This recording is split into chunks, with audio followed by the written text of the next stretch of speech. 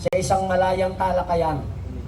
At ang itatanong natin kay General Romeo Browner, General Browner, sir, may problema ba sa bansa natin? Ulitin ko, yun lang ang tanong ng taong bayan. General Browner, sir, may problema po ba sa ating bayan, sa ating bansa?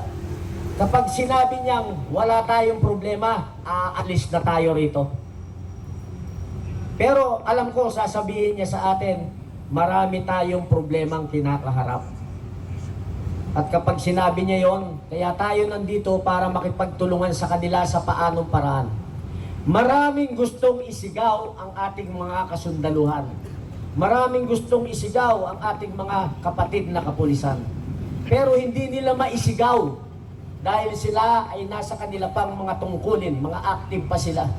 At hindi nila pwedeng gawin yon. Pwede silang bumatikos sa mga nangyayari sa ating gobyerno, but they have to leave the institution that they are currently serving.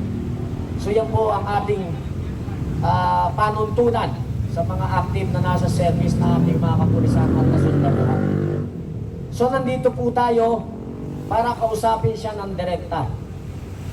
At pag sinabi niya may problema, ang susunod natin sa kanyang sasabihin, ano ba ang maitutulong namin, General Browner, para maresolba natin ang problema ng bansa? Pagtulungan po natin. Hindi na kailangang imbestigahan kung sino ang mga gumagawa ng kamalian. Tanungin ko kayo, kailangan pa bang imbestigahan ang mga gumagawa ng kamalian? Hindi na. Hindi na. Kasi yung krimen, nangyayari na in front of our very eyes. Nangyayari na, nakikita natin eh. Kailangan pa bang imbestigahan yan? So hindi naman bobo at tanga ang taong bayan. Ang taong bayan sobrang matiisin. Ang mga Pilipino ganon. Sobrang kinikimkim sa kanilang damdamin ng galit. Hindi maisigaw, hindi maipahayag. Kaya tayo'y nandito. Kasi bakit? Pag hindi natin maipahayag lahat yung sama ng loob, eh baka biglang sumabog to. Baka 1 milyon lumusob sa House of Representatives. At kung anong magawa doon sa mga kongregista natin, mga congressman natin na gumagawa ng katiwalian. So yun ang ayaw nating mangyari.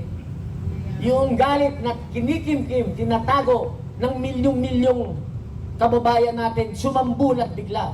Magiging magulo ang bansa natin. Ayaw natin mangyari yung sa Nepal, na sinunog yung ibang mga opisyal nila, itinapon sa ilog, pinagbabato.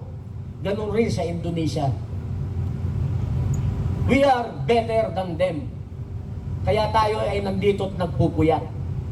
Bibigyan ko kayo ng isang senaryo at katotohanan. Mas maraming mga Pilipino ang may armas kaysa